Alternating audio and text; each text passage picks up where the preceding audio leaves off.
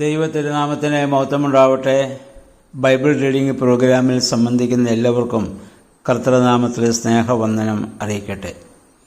ഇന്നലെ നമ്മൾ ഉൽപ്പത്തി പുസ്തകം 21 അധ്യായമാണല്ലോ നമ്മൾ വായിക്കുകയും ധ്യാനിക്കുകയും ചെയ്തത്. അതിലെ ഇസ്ഹാക്കിൻ്റെ ജനനവും അതോടൊപ്പം ഇസ്മായേലിനെ ആ ഭവനത്തിൽ നിന്ന് പുറത്തു പോകുന്നതുമായ സംഭവങ്ങൾ നമ്മൾ വായിച്ചു. ഇസ്ഹാക്കിൻ്റെ ജനനവും നമ്മുടെ കർത്താവായ യേശുക്രിസ്തുവിൻ്റെ ജനനവും തമ്മിൽ ചില സാമ്യങ്ങളുണ്ട്. അതുകൂടെ അല്പസമയം പറയാൻ ആഗ്രഹിക്കുന്നു. ഈ രണ്ട് ജനനവും ദൈവവാഗ്ദത്ത പ്രകാരമാണ്. സ്ത്രീയുടെ സന്തതി സർപ്പത്തിൻ്റെ തല ചതയ്ക്കുമെന്ന വാഗ്ദത്തം നിറവേറ്റപ്പെടത്തക്കവണ്ണമാണ് തൻ്റെ ഏകജാതനെ പിതാവായ ദൈവം ലോകത്തിലേക്ക് അയച്ചത്. ഇസ്ഹാക്കിൻ്റെ ജനനവും അബ്രഹാമിനെ ദൈവം വിളിച്ചപ്പോൾ മുതൽ അവന് കൊടുത്ത വാഗ്ദത്തത്തിൻ്റെ പൂർത്തീകരണമായിരുന്നു. അവ രണ്ട് ജനനവും ദൈവവാഗ്ദത്ത പ്രകാരം സംഭവിച്ചതാണ്. രണ്ട് ജനനങ്ങൾക്കും വാഗ്ദത്തം ലഭിച്ചതിന് ശേഷം ചില ഇടവേളകളുണ്ട്. ഏതിൽ നിന്ന് പുറത്തുപോയ മനുഷ്യൻ ആ വാഗ്ദത്തം നൽകി 1000 വർഷങ്ങൾക്ക് ശേഷമാണ് കർത്താവിൻ്റെ മനുഷ്യാവതാരം സംഭവിച്ചതെങ്കിൽ ഇസ്ഹാക്കിനെ നൽകും, ഒരു മകനെ നൽകുമെന്ന് അബ്രഹാമിന് കൊടുത്ത ആ വാഗ്ദത്തത്തിന് ശേഷം 25 വർഷത്തോളം കഴിഞ്ഞിട്ടാണ് ഇസ്ഹാക്കിൻ്റെ ജനനം. രണ്ടിനും ഇടവേളകളുണ്ട്. രണ്ട് വാഗ്ദത്തവും അവിശ്വസനീയങ്ങളായിരുന്നു. സാറ സംശയിച്ചു, വൃദ്ധയായിരുന്ന ഞാൻ എങ്ങനെ മക്കളെ പ്രസവിക്കും? മറിയാമും സംശയിച്ചു, പുരുഷനെ അറിയാതെ ഞാൻ എങ്ങനെ കുഞ്ഞിനെ പ്രസവിക്കും? ഈ രണ്ട് സന്തതികൾക്കും ജനിക്കുന്നതിന് മുൻപ് തന്നെ പേരിട്ടു. യേശുവിൻ്റെ ജനനത്തിന് മുൻപ് യേശുവെന്നും ഇസ്ഹാക്കിൻ്റെ ജനനത്തിന് മുൻപ് ഇസ്ഹാക്ക് എന്നും ജനിക്കുന്നതിന് മുൻപ് തന്നെ ദൈവത്തിൻ്റെ മാലാഖ പറഞ്ഞ് പേരിട്ടതാണ്. രണ്ട് ജനനവും ദൈവം നിശ്ചയിച്ച സമയത്ത് കാലസമ്പൂർണതയിലാണല്ലോ സംഭവിക്കുന്നത്. രണ്ട് ജനനവും അത്ഭുതമായിരുന്നു. ഇസ്ഹാക്കിനും അബ്രഹാമിനും സാറയ്ക്കും വാർദ്ധക്യത്തിലാണ് ഈ മകനെ ലഭിക്കുന്നത്. മറിയത്തിൽ യേശു പുരുഷബീജം കൂടാതെയാണ് ജാതനാവുന്നത്. രണ്ടു മക്കളും അവരുടെ മാതാപിതാക്കൾക്ക് സന്തോഷമുണ്ടാക്കി. ഇസ്ഹാക്ക് ജനിച്ചപ്പോൾ 21:7 നമ്മൾ വായിച്ചു, സാറയ്ക്ക് ചിരി എന്ന് പറഞ്ഞാൽ വലിയ സന്തോഷമുണ്ടായി. നമ്മുടെ കർത്താവ് സ്ഥാനമേറ്റപ്പോൾ പിതാവായ ദൈവം സന്തോഷിച്ചു, എൻ്റെ പ്രിയപുത്രൻ ഇവനിൽ ഞാൻ പ്രസാദിക്കുന്നു. രണ്ടുപേരും പിതാക്കന്മാരെ അനുസരിച്ചു. യാഗത്തിന് കൊണ്ടുപോകുമ്പോൾ അവിടെ ഒരിക്കലും ഇസ്ഹാക്ക് ബലിയാകുന്നതിന് മടി പറയുന്നില്ല. നമ്മുടെ കർത്താവും ഗെത്സമനായിൽ പ്രാർത്ഥിച്ചു, പിതാവേ, എൻ്റെ ഇഷ്ടമല്ല അവിടുത്തെ ഇഷ്ടം എന്നിൽ പൂർണ്ണമാവട്ടെ. അപ്പോൾ ഇവിടെ ഇസ്ഹാക്ക് ബലിയിൽ നിന്ന് രക്ഷപ്പെടുന്നത് യേശുക്രിസ്തുവിൻ്റെ പുനരുത്ഥാനത്തിന് മുൻകുറിയായി പരിശുദ്ധ സഭ കാണുന്നുണ്ട്. അതുകൂടി 21 അധ്യായവുമായി ബന്ധപ്പെട്ട് നമ്മൾ ചിന്തിക്കേണ്ടതാണ്. ഇന്ന് നമ്മൾ 22 അധ്യായത്തിലേക്കാണല്ലോ നമ്മൾ പ്രവേശിക്കുന്നത്. പരീക്ഷ, ഇത് അബ്രഹാമിനെ ദൈവം അവസാനമായി പരീക്ഷിക്കുന്നതാണ്. തൻ്റെ ഏകജാതനെ യാഗമർപ്പിക്കുവാൻ അബ്രഹാമിനോട് ആവശ്യപ്പെടുന്നത് സംഭവമാണ് 22 അധ്യായം. ജീവിതത്തിൽ പരീക്ഷ എല്ലാവർക്കും പേടിയാണ്. പഠിക്കുന്ന കുട്ടികൾക്കും പരീക്ഷ പേടിയാണ്. പക്ഷേ പരീക്ഷ ഉണ്ടെങ്കിൽ മാത്രമേ ആ പഠനത്തിന് സുഖമുള്ളൂ. ജീവിതത്തിൽ നേരിടുന്ന പരീക്ഷകളെ സന്തോഷത്തോടെ പ്രത്യാശയോടെ സ്വീകരിക്കാൻ നമുക്ക് സാധിക്കുമ്പോൾ മാത്രമാണ് നമ്മൾ വിശ്വാസികളാകുന്നത്. ഇവിടെ ഇസ്ഹാക്കിനെ യാഗം കഴിക്കുവാനാണ് യഹോവയായ ദൈവം ആവശ്യപ്പെടുന്നത്. അബ്രഹാമിനെ ദൈവം വിളിച്ചത് താൻ കാണിച്ചു കൊടുത്ത മാർഗത്തിലൂടെ സഞ്ചരിക്കുക എന്നതിനേക്കാൾ ഉപരിയായി അവൻ അഗ്നിശോധനയ്ക്ക് ഇവിടെ വിധേയനാവുകയാണ്.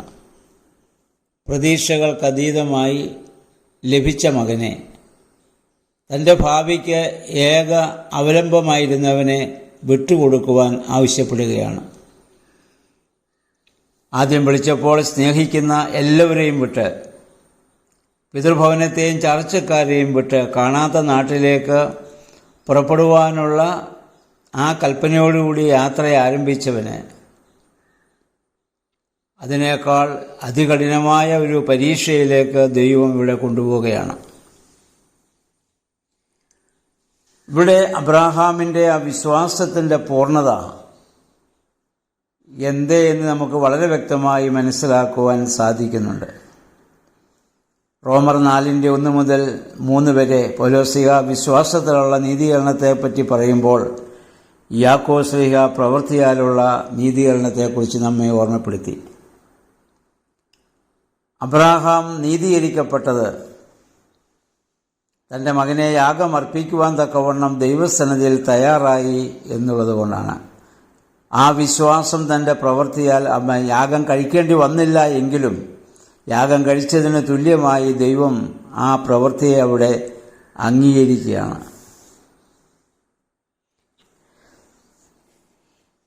ഇനി നമുക്കിവിടെ കാണുവാനായിട്ട് സാധിക്കുന്നത് അബ്രാഹാമിനെ യഹോവയായ ദൈവം ആവശ്യപ്പെടുന്നു, നിന്റെ ഏകജാതനെ യാഗമർപ്പിക്കുവാൻ നീ തയ്യാറാവണം.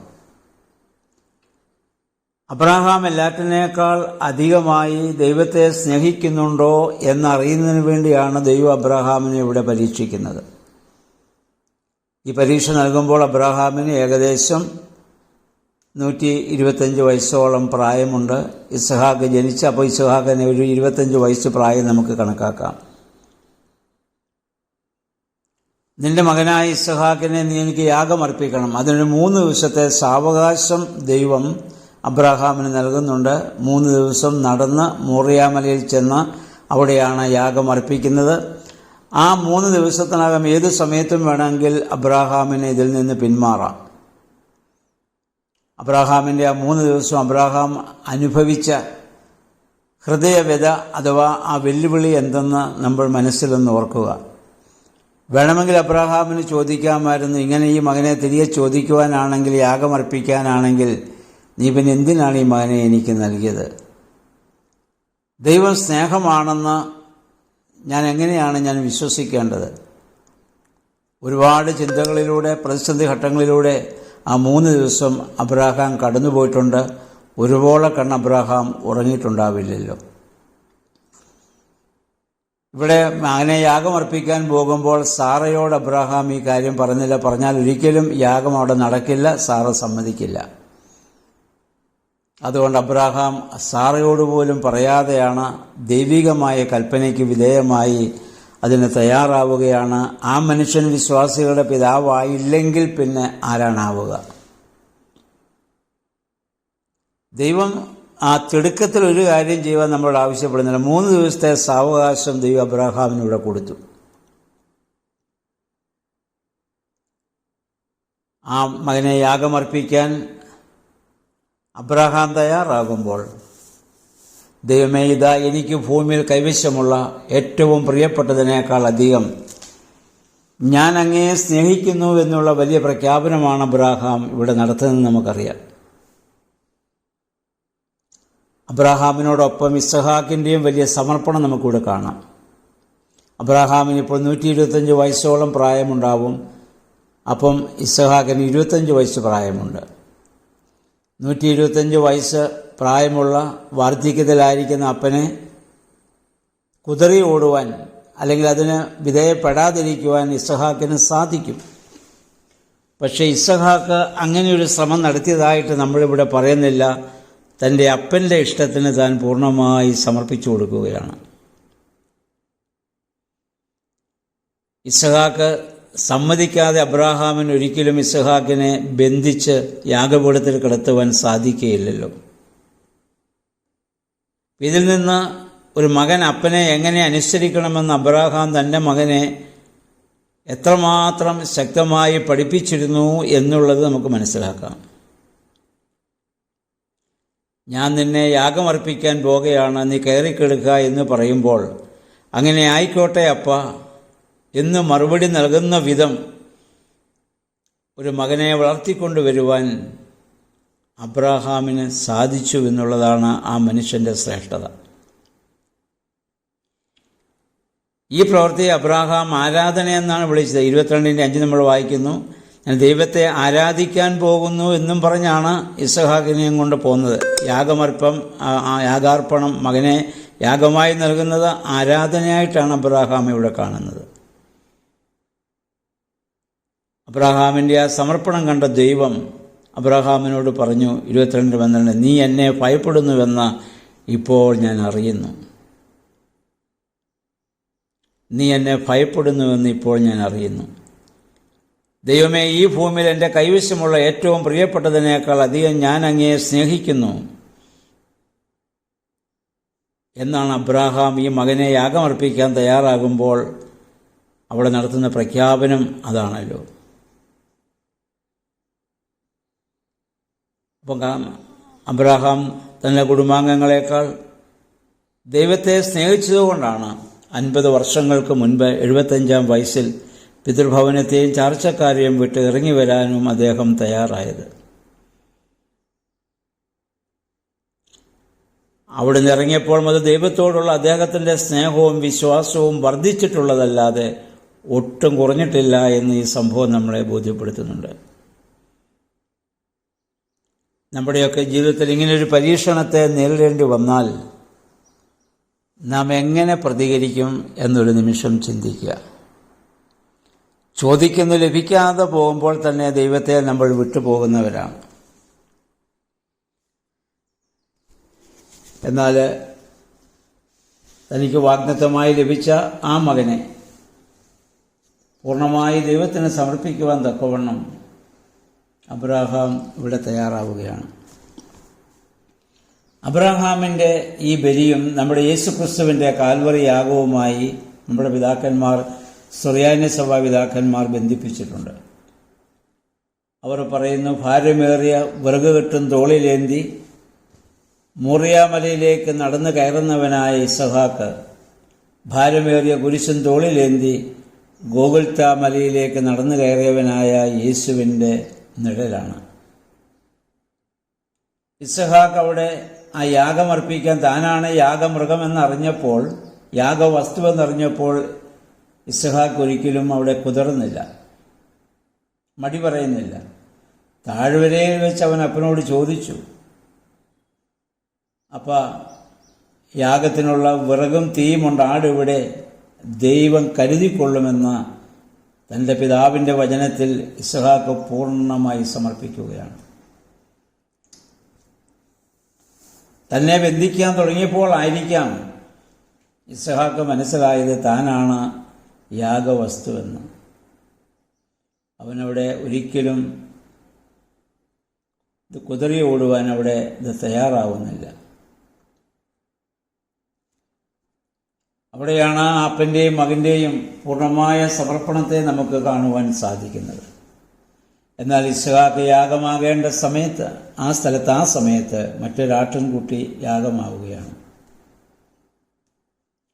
നമ്മുടെ സുറിയാനി സഭയുടെ വിശുദ്ധ കുർബാനാക്രമത്തിൽ ഇപ്രകാരം നമ്മൾ പാടുന്നുണ്ടല്ലോ, കുരിശിപ്പാനായി സുതനെ സഖിയോൻ നാട്ടിമരത്തെ കുഞ്ഞാടതിനെ ജനിപ്പിച്ചൊരു മരമുണ്ടായവിടെ, എവിടെ പുത്രൻ കൈകളിലാണിതറയ്ക്കപ്പെട്ടു, ഇസഹാക്കിൻ്റെ കെട്ടുകളെ ഛേദിച്ചതും അവിടെ.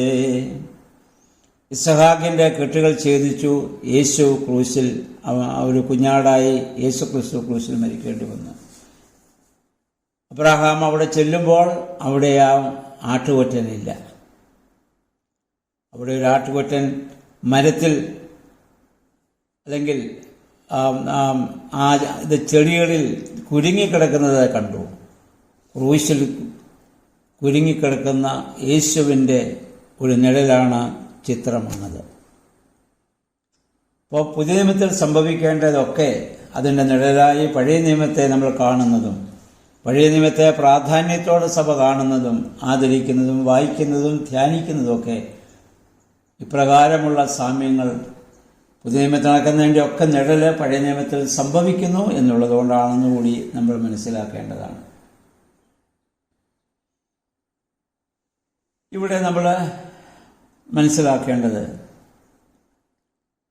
അബ്രഹാമിൻ്റെ ജീവിതത്തിൽ ഇപ്പോൾ ഏകദേശം 4 പ്രതിസന്ധി ഘട്ടങ്ങളിലൂടെ അബ്രഹാം ഇപ്പോൾ കടന്നു പോവുകയാണ്. ഒന്നാമത് പിതാവിനെയും തൻ്റെ നാടിനെയും ബന്ധുജനങ്ങളെയും ഒക്കെ ഉപേക്ഷിക്കേണ്ടി വന്നു. രണ്ടാമത് അദ്ദേഹം നേരിട്ട ഒരു വലിയ പരീക്ഷണ, ലോത്തിനെ സ്നേഹിച്ചുവെങ്കിലും ലോത്തിനെ വേർപിരിയേണ്ട സാഹചര്യം വന്നു.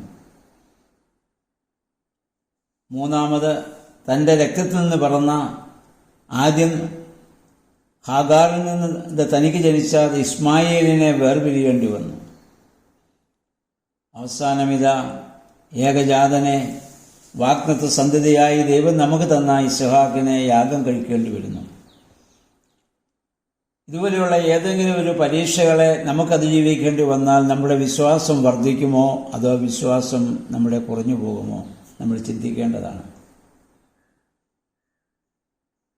അബ്രഹാമിൻ്റെ പ്രവൃത്തിയാൽ ദൈവം അവൻ്റെ വിശ്വാസത്തെ മനസ്സിലാക്കുകയാണ്. ഇനി ആ സ്ഥലത്തിന് യഹോവയിലെ അഥവാ ദൈവം കരുതുന്നവനർത്ഥമുള്ള പേര് വരികയാണ്. ഈ സ്ഥലമാണ് പിന്നീട് ഗോകുൽത്തയായി മാറിയതെന്ന് നമ്മുടെ പിതാക്കന്മാർ പറയുന്നുണ്ട്.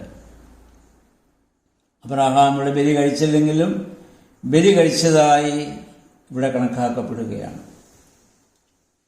ഈ സമയത്തെ ആ ഇസ്ഹാക്കിൻ്റെ യാഗവുമായി ബന്ധപ്പെട്ട് ഉൽപ്പത്തി പുസ്തകം 22-ാം അധ്യായത്തോട് ചേർന്ന് സങ്കീർത്തനം 22-ാം സങ്കീർത്തനവും യെശയ്യാ പ്രവചനം 53-ാം അധ്യായം നമ്മൾ വായിക്കുന്നത് വളരെ നന്നായിരിക്കും. ഇതിൻ്റെ പിന്നീടുള്ള അതിൻ്റെ പൂർത്തീകരണമായിട്ടാണ് 22-ാം സങ്കീർത്തനം 22, യെശയ്യാ പ്രവചനം 53. അത് രണ്ടും കൂടെ വായിക്കുമ്പോൾ ഈ ഉൽപ്പത്തി പുസ്തകം 22-ാം അധ്യായം കൂടി വായിക്കുമ്പോൾ അതിൻ്റെ പൂർണ്ണതയിൽ നമുക്ക് എത്തിച്ചേരുവാനായിട്ട് നമുക്ക് സാധിക്കും. അപ്പോൾ അതുകൊണ്ട് ആ വിശ്വാസത്തിൻ്റെ ആ ശോധനയെ പ്രത്യാശയോടെ അതിജീവിപ്പാൻ നമുക്ക് ഇടയായിട്ട് തീരണം. അബ്രഹാമിൻ്റെ ആ വിശ്വാസത്തിൽ നമ്മുടെ വിശ്വാസത അബ്രഹാമിൻ്റെ മക്കളായി നമ്മളൊക്കെ മാറ്റപ്പെട്ടവരാണ്. അപ്രകാരം ദൈവമേ ജീവിതത്തിൽ നേരിടുന്ന ഓരോ പ്രതിസന്ധി ഘട്ടങ്ങളെയും ദൈവം അത് നൽകുന്ന ശോധനയുടെ അനുഭവങ്ങളായി മാത്രം കണ്ടുകൊണ്ട് ദൈവത്തോട് അബ്രഹാം ഓരോ കടമ്പകൾ കടക്കുമ്പോഴും ഓരോ പ്രതിസന്ധി പോകുമ്പോഴും വിശ്വാസം കൂടിക്കൂടി വർദ്ധിച്ചാണ് വരുന്നത്. അപ്രകാരം ജീവിപ്പാൻ നമുക്കിടയാകട്ടെ. ജീവിതത്തിലെ എല്ലാ പ്രതിസന്ധി ഘട്ടങ്ങളും കർത്താവിനോട് ചേർന്ന് നമ്മളും ക്രൂശ് വഹിക്കുന്ന അനുഭവങ്ങളായി മാത്രം കണ്ടുകൊണ്ട് അതിനെ പ്രത്യാശയോടെ അതിജീവിപ്പാൻ നമുക്കിടയാകട്ടെ. അതിന് ദൈവത്തിൻ്റെ പരിശുദ്ധാത്മാവ് നമ്മെ സഹായിക്കുമാറാകട്ടെ.